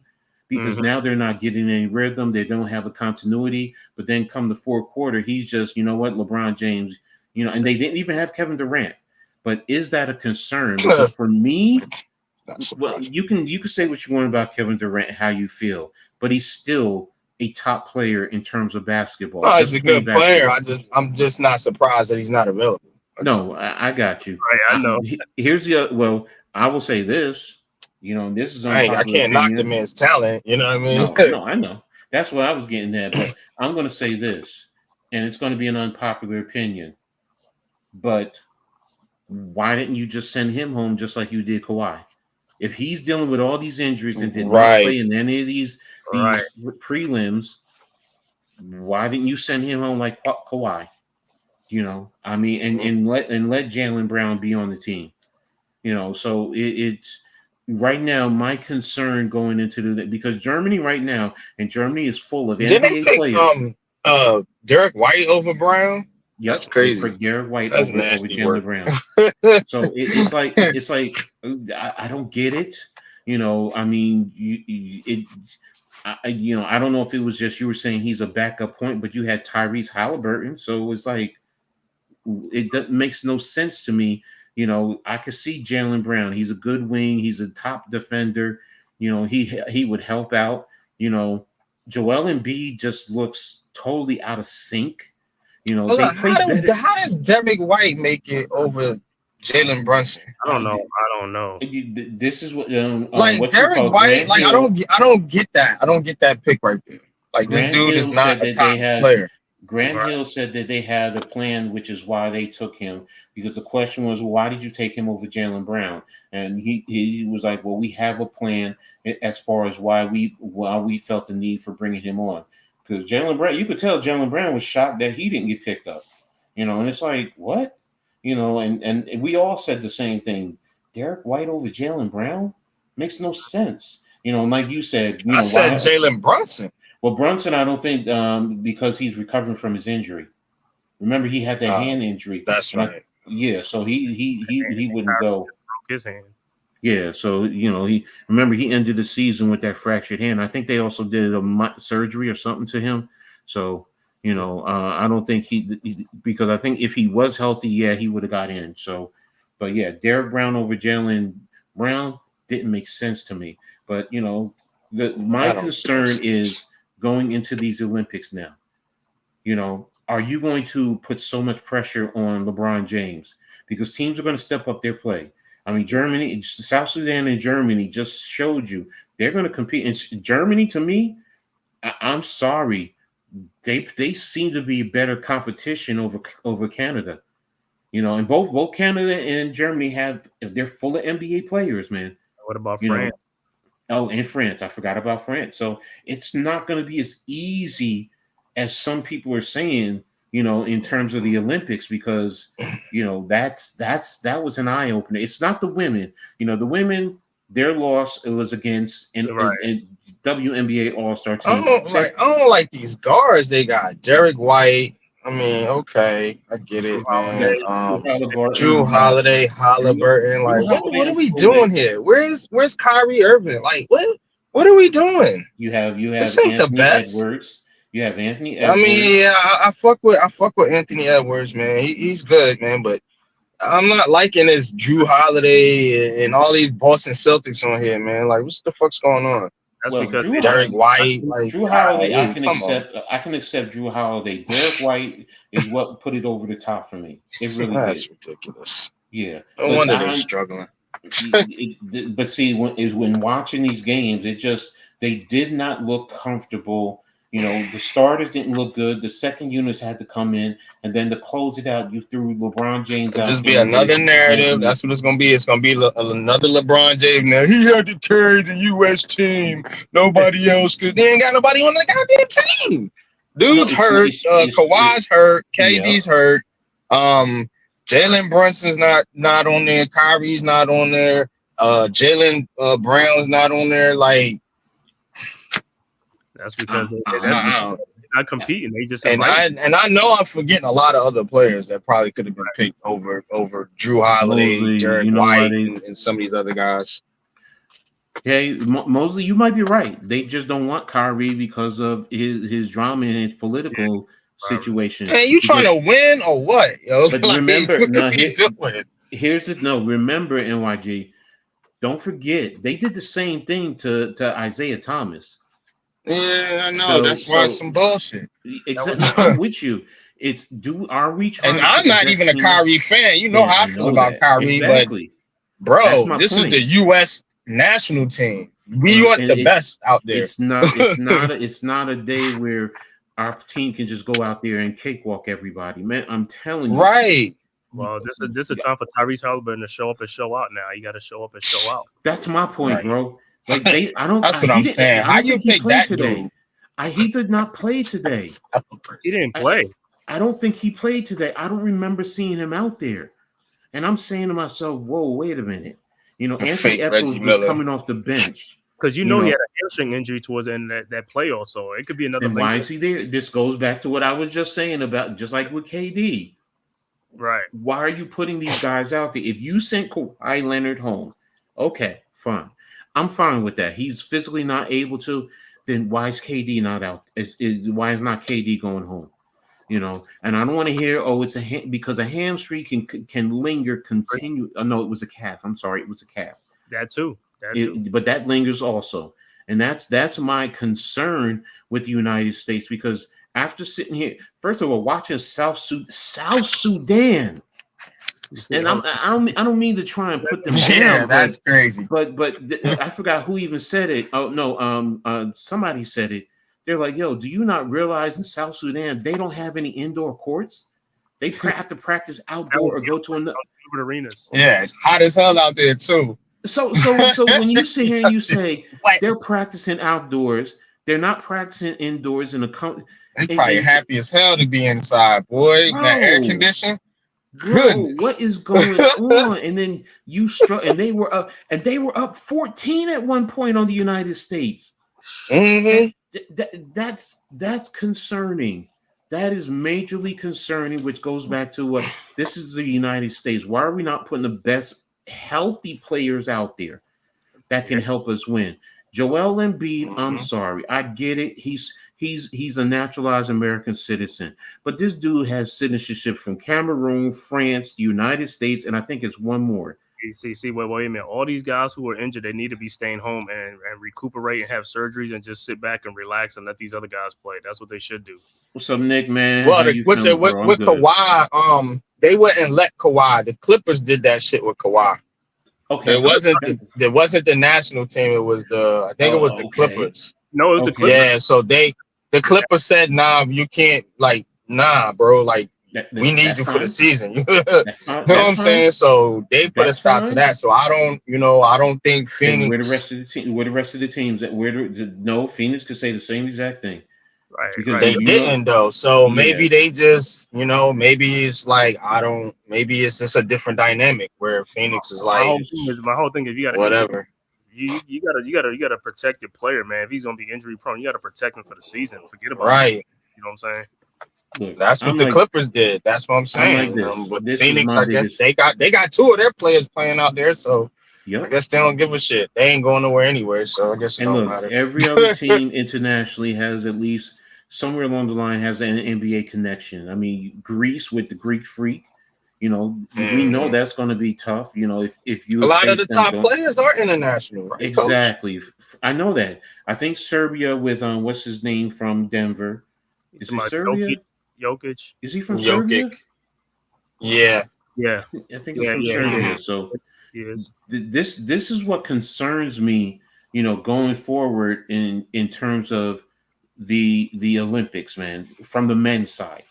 This really concerns me basketball wise. I just did not like. Now I understand that they only had 2 weeks to get together, and I am trying to be fair, but there's also a certain level that, you know what, a lot of these other teams are also putting NBA players in. They don't have a lot of time. So why are these teams looking? Germany looks so well organized in what's his name, Schroeder. He's their leader. And when I tell you he had them on point, this kid Trice, who played with Boston, was crashing and killing them and then hitting from three. I'm like, this dude does not play like this in the NBA. Right. And I'm like, they play more prideful for their countries. You notice that, right? It's more of a pride thing. Now this is something that we could talk about too if you want to go there. How much pride does our players have? We don't for this country. We don't. But that's the excellent point, NYG. That's an excellent point. We don't play with pride. We don't play with for our country. A lot of these guys, they get their money and, we're NBA superstars. It's about the NBA and yada, yada, yada. And I'll go out there and play a few minutes, but I don't want to get hurt. Well, these guys are playing hard. They're competing. I mean, I'm sitting there looking at the Wagner brothers. They're killing it. Schroeder just doing whatever the hell I'm saying to myself, this dude has not played like this in the NBA. He ain't played like that on the Brooklyn Nets. That's for goddamn sure. But that's my point. But NYG, if you would have watched him, you would have been like, where the fuck was this with the Nets? Yeah, right. I seen one of the games they played Germany. They look different. Like I said, they play with more pride, with more energy, with more effort. You know what I mean? They seem familiar with each other, and that's my concern because, all right, first of all, your bracket. Let's say you get through your bracket and you go through undefeated. Does that instill a false sense of reality? Are they going to think that we can walk through because we're now better? No, because then you're going to have to be going up against France, Germany, Canada, Greece. These other countries that are definitely going to be coming out here and taking it to us. So I don't fear France, even with Wemby and Gobert. The only concern I have is if we're not hitting our shots, France has the inside leverage because other than Anthony Davis and Embiid. And that's the thing. Like you have Bam, but Bam is really 6'8", 6'9". Right. So it's like we really don't have the inside depth. Yeah, they don't have a lot of size. Yeah, they don't. And the size. But look at the NBA though. That's the way the NBA is being molded. With a lot of wing players who are primarily 3-point shooters. Whereas in these other countries. They got legit big dudes, big men, balls that's going down there, get banging in the paint and being physical with you. And that's another thing I like about U.S. basketball too. Just real quick, and I'm gonna land the plane. That's the one thing I like about U.S. basketball too. I see more physicality, and I don't think them NBA players is used to that shit. Yeah, why isn't Tyrese Maxey on the team? Because he was. I don't know about Maxey. That's another player. Brunson. Remember, Brunson had an injury. I know Brunson was hurt. So he was hurt. So I don't think the Knicks are going to let him go. Especially with that new contract. No, they're not going to do that with that new contract extension. So, but he hurt his hand in that game 7. So I know Brunson is hurt. I know that. Yeah. But Maxey, or do they consider him, an elite player? Of course. No, I'm saying, do I think he's better than Derek White? Yeah. But then again, White got in over. We just said it over Jaylen Brown, which we don't understand. Like I said, when you look at the roster, there's a lot of injury-prone guys that they have on this team that shouldn't be on the team because of injuries, and these guys. You got Mr. All Shit himself on the team, Anthony Davis. Right, man, he might blink and get injured. Yes. Yeah, no, we see it, we know it, and that's the thing. KD, I mean, right. It was one more. AD, fragile. Then what? When the season started, going, oh man, he's worn out from the Olympics and from the Olympics. Yeah, right. That's gonna be the excuse, right, Kay? Exactly. These dudes are so. I don't even want to say the word, but I'm just gonna say timid. I don't really know how to explain it, bro. Like, it's just, it's a different game, what you're saying is they pussies, man. They're pussies. Basically, yo. That's it. So we understand. You know, we understand. They just want to scratch the kitty cat. That's basically. Man, they wanna roll the basketball out there and get paid, man. These dudes ain't really trying to put that type of effort out there. You know what I'm saying? If Steph was I out don't there, see it. Steph's out there, right? Huh? Curry. Yeah, Steph was out there. Curry out there, yeah. Yeah, you know, he's out there trying and doing. Why ain't Trae Young out there? Right like that. Trae Young. What about what's his name? Mitchell. Hey, everybody talk about him. But see, this goes through Grant Hill and his selection process. What is he looking for in the construction of this team? Right now, it looks like he's looking for a lot of wing players. Grant Hill probably got some bias too, though. When you got somebody, yeah. No, when you got somebody, what? Go ahead. Nah, I'm just saying, you know, when it's kind of up to, like you said, it's up to Grant Hill. Is that what you said? Yeah, he's a director. Yeah, when it's up to one, you know, they're gonna have some type of bias too. You know, probably looking for good character guys and all this other shit, man. But it's different. I mean, you can't even compete for a spot. It's given. The spot is given. It's not even. You can't even compete for it. That's what I'm saying. It's doo-doo. You're right. You're so right. So, and we could sit here and we can go down the list with NBA players, and you go through, and we're like, why isn't this one? Why isn't that one? And you're right. It just leaves me baffled as far as this selection process and how they did everything. So, what about my man from the Kings, Fox? Exactly. I mean, we can go through. We can pretty much name certain guys. You know, because I sit here and I look at Denver. Jamal Murray's on Team Canada. You know, and then Jokic is on Serbia, if I remember. You know, what about Powell? What about Paolo Banchero? You know, I mean, he would be a good one to have, especially with his size and, you know, his overall. Pablo is, what is he though? He's American. He's Brazil. He's I thought he was like, yeah. He's a no. I thought he's from Seattle, Washington, but yeah, Brazilian. But he's Brazilian too. He's like he's not like fully American, right? Okay, but if he was born in America, then yeah, he can play for the team. Yeah, and that's the thing. So it's like if we sit here and we go down and we could find a lot of guys who we question. In the end, it's the team construction. That's my concern, right. Because you know, like you said, NYG, a lot of these international teams, they have length now. So you know, Cameroon had some good length out there, man. They definitely had some good size. You know, and it seemed to give, but the only way that we combated it is get the ball into LeBron James. They're not strong enough to handle that. And what he do? He just fourth quarter he took over. You know, both the last two games, and that's why the United States. Well, LeBron is going to be the. You know, I trust me. I'm not a LeBron fan. I give LeBron a lot of. You know, I don't cut him no slack. Let's say it like that, man. But he's going to be physical. You know what I'm saying? That's one thing that dude's going to be. He's going to be physical, and he is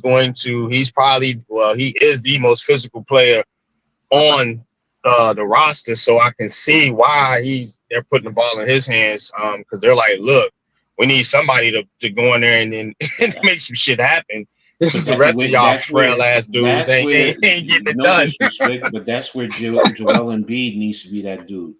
He needs to be that dude down in the low post, because look, he could back teams down at least. I think he's one of the ones definitely trying to avoid injury, because he's so hurt all the time, bro. And like Keith said, yeah, it's one of those things where a lot of these guys are they not going to play too hard because they thinking about their careers, man. Tommy is funny. LeBron at the end of his career, so he can go out there and fucking tear a knee up. It ain't gonna matter for him. That's why that motherfucker play hard as shit. Like Jason Tatum got to do it now. They got to do it. Them boys got to take the torch. But hey, that's where it just really and concerns me again. It concerns me going into these Olympics. I hope they step up and they just shut me up. I'd love for them to shut me up, but this concerns me. This really I don't have a lot of confidence in them, to be honest with you. So to be honest, I'm gonna switch it over to the ladies now. I got to talk about my ladies. And sure. I mean, now look, first and foremost, Arike, She basically said, y'all didn't pick me. This is what you missing. And I can't lie, man. And I said it from the get-go. That's because her Dallas is not winning. That's why they didn't pick her. Dallas is not winning. That girl balled her fucking ass off, man. She's a You know, beast. She's a beast. She 0 points in the first Most half and then definitely. putting up a 34 piece in the second half. And nobody could stop her. Nobody. So it's like, all right, I have to be honest.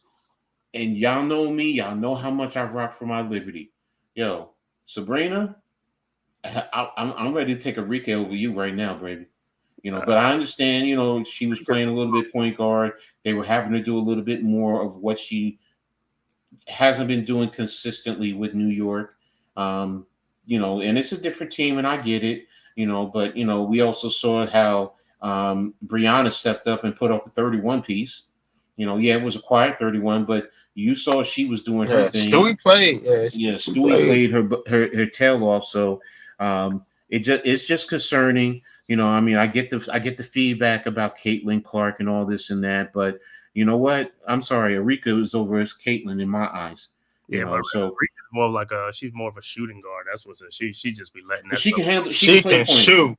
No, she can handle shoot. She's a combo. She can fucking shoot. That girl can shoot. She got range. But she had the explosiveness too that was lacking from the United States. I was expecting that explosiveness from Jewel what's Lloyd. her name? Not just Jewel. What's her name from Phoenix? From Rutgers. Damn. Oh, you talking about Phoenix? Their guard, not Diana. Kalia Copper, yes. Copper. Yeah, because her too. Yeah, so she didn't play well either. So, and that's my thing. Now, look, that's probably going to be the toughest test the United States is probably going to face. Maybe they get it from Australia. I'm trying to think. Team Canada, I don't know. I haven't seen anything from them. They usually have some good players. So, but, for me, that's also that's the best loss for the United States. Right. That right there was the best loss because Diana Taurasi did get them together and really got them because, look, this is a bad loss, but we have good size, because, when you put BJ right down there, BJ and Aja alone, and then with Stewie, you're talking about 6'8", 6'9", 6'5", 4, and Stewie's at 6'4". Right. So that right there alone, most countries are not going to be able to deal with. So, we just need our guards to step up, and hopefully Kalia will come to the forefront. Sabrina will be able to step up, and the rest of them will be able to step up. But, I will say Arika, whew, she's bad, bro. I know First and foremost, just the All-Star game in itself just said to me, point blank, NBA, this is how you put on an All-Star game. Guys, this is how you play in an All-Star game. You can compete in an All-Star game. It doesn't just have to be just let them do whatever they want. You can compete and play. So, and I'm not worried about the women. I think that they're going to be able to go in there internationally and bring the gold home. So, but, I want to see them, come out with a level of fire that says, to the rest of the world, you know what?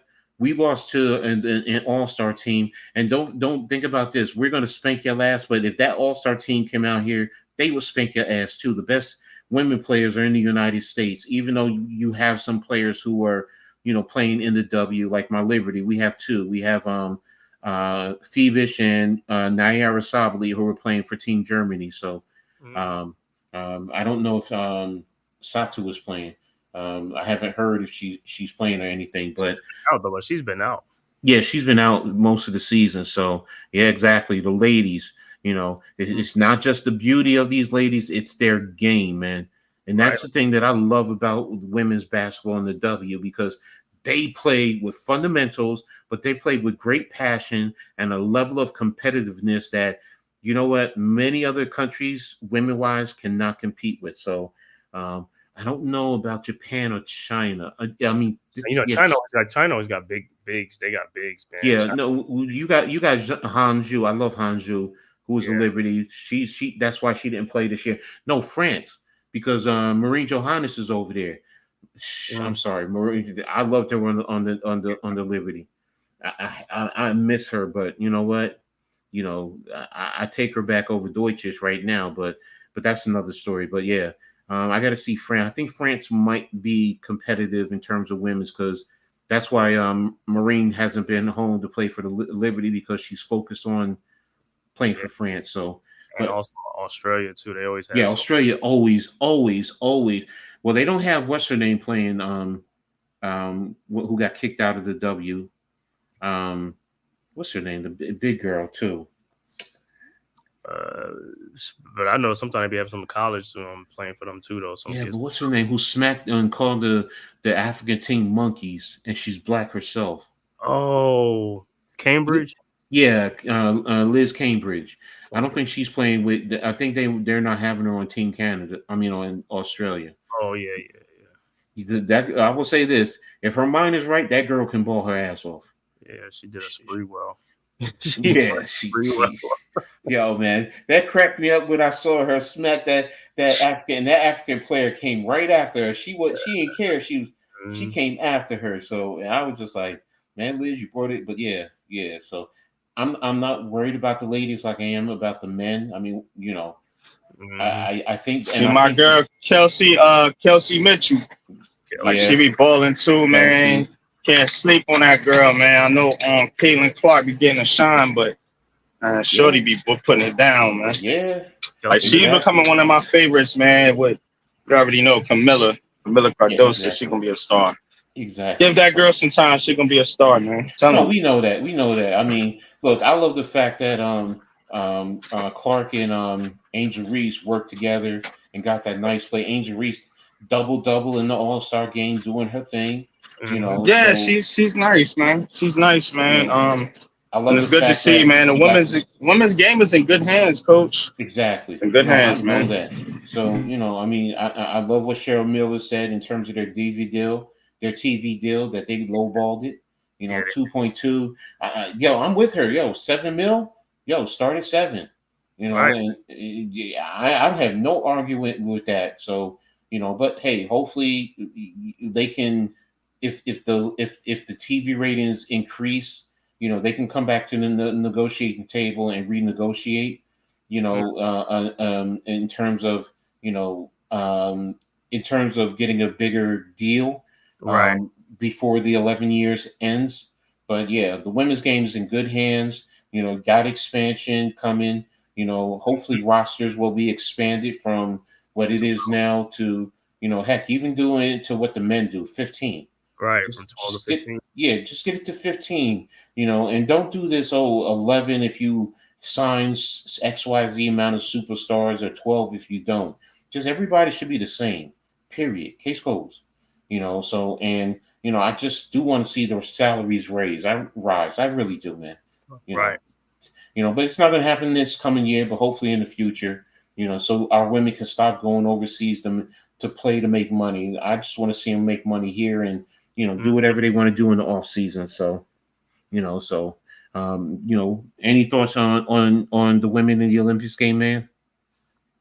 Like I said, I just want to see the composition. Like I said, they should have they're gonna have an easier route than the men the men's team. But yeah, like I said, I want to see Australia, see these other teams, see how they compete and stuff like that. Because we are going to get a surprise though. Somebody's going to really bring it, you know what I'm saying, that we didn't even see coming and stuff like that, even though they still going to win, but, you know, you'd be like, man, you know what I'm saying? Exactly. What about you, NYG? Any concerns or anything about the women's in the Olympics? Nah, not at this time, Coach. I think the women's, like you said, I think we got a lot better talent here from the women's standpoint than the men's. I feel like a lot of our talent is coming from overseas. But with the women, we're getting a lot of homegrown talent. And our stars that are coming into the league now are from American soil. You know what I'm saying? Shout out to Angel Reese, Caitlin Clark, you know, Kelsey Mitchell. so on and so forth. Like, you know, I just like to see that, you know, as we talking about U.S. basketball, you know, having homegrown talent that's really shining. Whereas in the NBA, we see what the problem is. You know, a lot of the talent, the rest of the world is starting to catch up to the men's game. But with the women, the ladies, I feel confident, man. I feel confident with this U.S. team. Exactly. So that's where I am there with that too. So yeah, Mosley, Cambridge, you know, talked about that. Oh, I didn't know she was Nigerian. That's funny. You know, she's Nigerian, but calling Africans monkeys. No, I think he was saying like Nigeria and Australia and other teams that you got to watch. Okay. Yeah, because you know Arika and all of them, they but they ain't playing. Yeah, they're not playing. So, one other thing I just wanted to touch on real quick in terms of the Olympics. Now, I'm big on everything with the Olympics, man. So I dive into it. I'm hoping to stream some of the events there. I'm waiting. I cannot wait for the track and field events. I cannot wait. I got to see Sha'Carri Richardson, man. I got to see her go up against Jamaica against the Jamaicans. Right. That's going to be fire. Well, United States as a whole, not just in the 100 and the 200s, but I want to see that 4x1. I definitely want to see that 4x1. You know, can the Americans do what they did recently against the Jamaicans? You know, in a friendly over, I think it was in Oregon, where they Sha'Carri, the Jamaicans jumped out quick. They fought hard on the third leg, and they came to even, and Sha'Carri just blew them away from there. And she coasted, I think, the last 20 meters, because she knew she was that far ahead. But you know, and also with the men's, you know, with what's his name, he's doing well. For the American, oh damn, I forgot his name. You talking about the young kid? Yeah, starts with a Q. I forgot his name. Cool. Yeah, but something Mitchell. For the longest while it was always Jamaica, and rightfully so. They were killing it in the track and field, but now, you know, I'm ready to see the Americans really put it on them. I want to see my girl from Jersey who's doing the 400. Damn, what's her name? But hold on a second. Who's this? I'll call you back, Rose. But yeah, I'm excited to, you know, for the track and field track events as a whole. You know, so you know, I just love the Olympics, man. I want to see, you know, the water polo events like that. I love watching things like that. You know, I just love the events. Even opening and closing ceremonies with the pageantry and everything. I mean, shout out to LeBron James. He's going to be holding the American flag now. So, you know, respecting him, you know, no matter what. I mean, that's an honor. That no matter what, say what you want about LeBron, that's an honor because you're a representative of your country. And to be brutally honest, say what you want about him on the basketball court or whatever. That man has been a true American in the way he's carried himself, you know, on and off the court. You know, never a trouble, never problems. You never worry about him getting arrested or doing drugs or anything, you know, beating women or anything like that. You know, him carrying the flag is well deserved, you know, and I'm happy to see him carry the flag, you know, as a LeBron James fan, but also as an American. So, you know, but I just wanted to touch on that real quick, you know, in terms of Olympics. Anything that you guys want to add to that? Just waiting to see, man. You know what I'm saying? It's the dog days of summer. Yeah, exactly. So, you know, but I'll be touching. Yeah, you got it, Coach. I'm busy, but you got it. I'm listening. No, you good. I'm about ready to wrap everything up now. So, you know, I mean, I appreciate you guys, you know, helping me out and jumping in and talking. I have a question. What do you think about Yulimar Ross? She's a one-win. I'm not really familiar with her and what she's done. I mean, I'll do some research, Raph, to see, you know, who she is, because again, I don't know. I don't know who she is. I'm trying to say. When you put it, I'm trying to think who is she? What country? What event? But I'll research her and I'll let you know the next time, in reference to her, what she's done, what my thoughts are on her. So going forward, I'm going to be touching a little bit more on college football. Shout out to Phil Steele. I got my Phil Steele, at least my digital content with every team in the FBS level. So I'm sitting here dissecting it, reading up on all the teams out there, and getting myself ready for the college season. So I can't wait till I actually get the hard copy, because that's coming in the mail for me too. But I'll be touching base a little bit on college football, just like I did with the NFL, and looking to do a little bit more with the NFL. Maybe, talk about games that, I'm intrigued to see. I'm not just going to focus on Giants stuff. We have a lot of Giants content creators out here who do a fabulous job. So, I'll touch base a little bit, but I'm going to touch more on the college game and more expanding on the NFL as a whole, the game, not no fantasy football and stuff like that. That's not my thing. So, hey, don't hate. No, I'm not, if you love fantasy, do fantasy. That's you. I get it. I don't begrudge you. It's just not my thing. It's not my cup of tea. Just like, this hard knocks. I mean, I talked about it a little bit, but it's not my thing. It's episode 4 be on tomorrow night. Yeah, we know. NYG will probably be, while we're doing Heart of the City, he'll be, catching his little piece here or there with it. So, but I want to thank everyone for tuning in. As I said initially, and I played the commercial, today's episode is sponsored by Go Travels. Make sure y'all tap into Go Travel. No matter what you want to do, wherever you want to go, vacation, sporting events, concerts, they'll definitely help you and get you there. So I'm going to go ahead and play the commercial before I close out and, have Man and NYG let us know what they'll be doing the rest of the week. So just tap in and watch this commercial.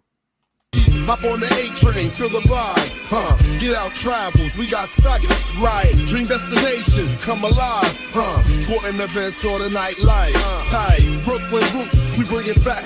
Yo, vacation spots, don't pack light. Nah, concert stages, romance flicks. Yeah, we got your back. Hit the site, hey. Travel plans, we keep it real. Pack your bags, it's the deal.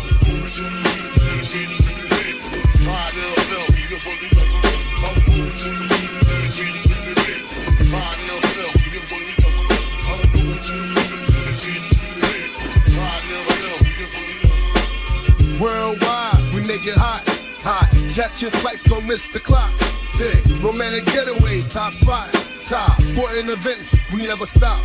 Nah, concert vibes, feel the bass. Boom, exotic places, set the pace. Fast, vacation dreams within your grasp. Yo, hit us up, enjoy the blast. Yeah, plan your trip, buckle in. Get out, travels, let the fun begin. So again, dope. Thanks again to Get Out Travels for always being there, supporting me and everything that I do. Again, everyone, make sure y'all tap into the Man Cave with everything that he has going on, and to NYG, also known as Unpopular Opinion Sports. Man Cave, what you got going on for the rest of this week? This week, I know Wednesday, I'm trying to go live. I'm gonna do some OTAs. You know what I'm saying? I think that's the first day of training camp. First day of training camp. Do some some recap of it and stuff like that. So I'll be doing that on Wednesday. This week. You can find time on Wednesday. Wednesday, I'm probably trying to do about 7, either 6:30 or 7, something like that. Okay. Just let me know. So if I have to, I'll push my show back. It's not a big issue for me. So which on Wednesday? What you on Wednesday? I because remember I do Reading Attack Monday, Wednesday at 7:00, and on Friday at 6:00. So yeah, it's not a big issue. I mean, if you want, we could do it together. Because I could just do do your show, okay. And I can push mine back. It's not a big issue. Like I said, so I'll probably do it about 6:30. That's fine. I mean, it's not a big issue. Like I said, I can push mine back. So, and where can everyone find you? In your social media platforms. Yeah, you can find me on my YouTube channel, The Man Cave Podcast, on the YouTube channel, and also on Twitter, The Man Cave _Escott on Twitter.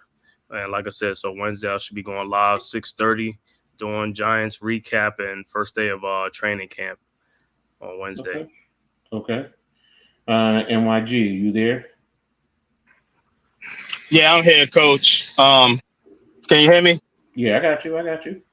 Okay, cool. I know it's a little loud out here, but catch me Tuesday, 8:30. Me, Coach, Man Cave, the Big Blue Crew. We're gonna talk Heart of the City, man. A lot to get into here with the city on this episode, so tune in for that.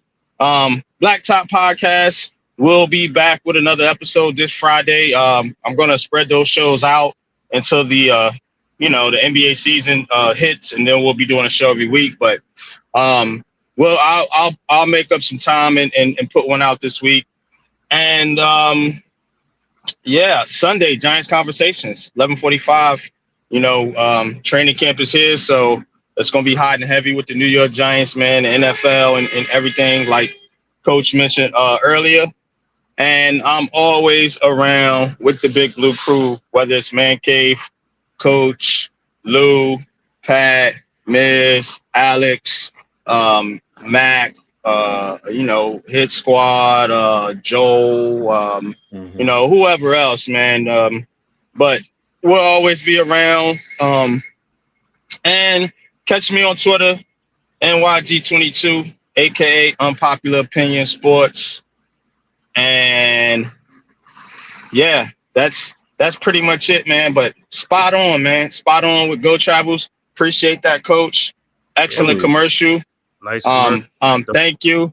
We can save you on flights, so you don't get those cheap flights with 4 and 5 layovers like those guys on Twitter. So just want to throw that out there. Go to Go Travels. If you don't want to spend $8,000 for your flight. Appreciate you. Yeah, always. So, and as always, the old coach, the old fart. You can catch me, like you said, Tuesdays on Heart of the City, Wednesdays, Pick and Roll Podcast, 5:00 right here, and also on the Hardcore Sports Network, where we're talking the NBA. Again, I just said the Reading Attack show. I just broke it down. Thursday, I'm going to be talking women in the WNBA on the Full Court Press with next shift Randy whenever he gets back, and my man Nick from Sleep Sports Media. Friday again, 6:00, another Reading Attack, and then also the Blacktop podcast. Saturday, you'll find me 2:00 with my man Philly Halftime for the Halftime Coaching Adjustment Show, where the two old farts talk sports. Well, we talk about life. We talk about more than just sports. We break it down, everything. Doesn't matter if it's family, life, love, technology, the difference between the past versus today.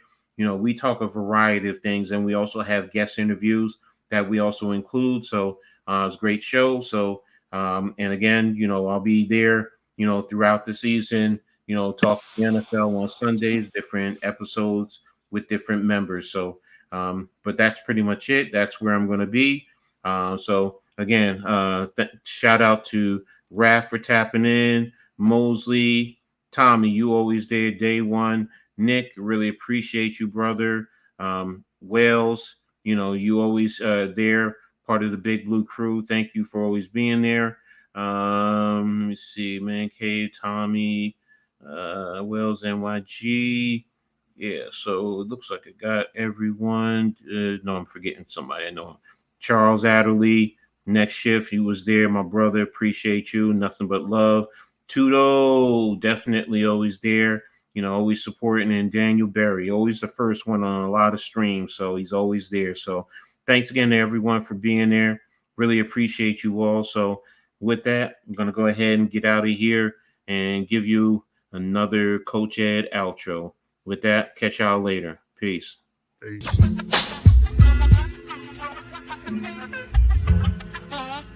Yo, it's Coach Ed. Got the insights, no boats. From the rookies in the youth leagues to the seasoned pros. Ladies balling, fellas fighting all around the globe. Breaking it down dynamic. Tune in, listen up. Don't want to miss the flow. It's Coach Ed Reading Attack, the sports show. From the courts to the field, he's got the stats. Dropping knowledge is where the real fans at. So stand up, get ready for the play. Wave your arms in the air, let's hear you say, Coach Ed, our mentor on the mic. Breaking down the game, every highlight. Analyzing plays, court the turf the like. Youth leagues, college dreams, pro spotlight. Tackling the flats, defense or attack. He's got the vision, shows you where it's at. We grab the scoop, no stone left unturned. In Coach Ed's realm, the knowledge earned.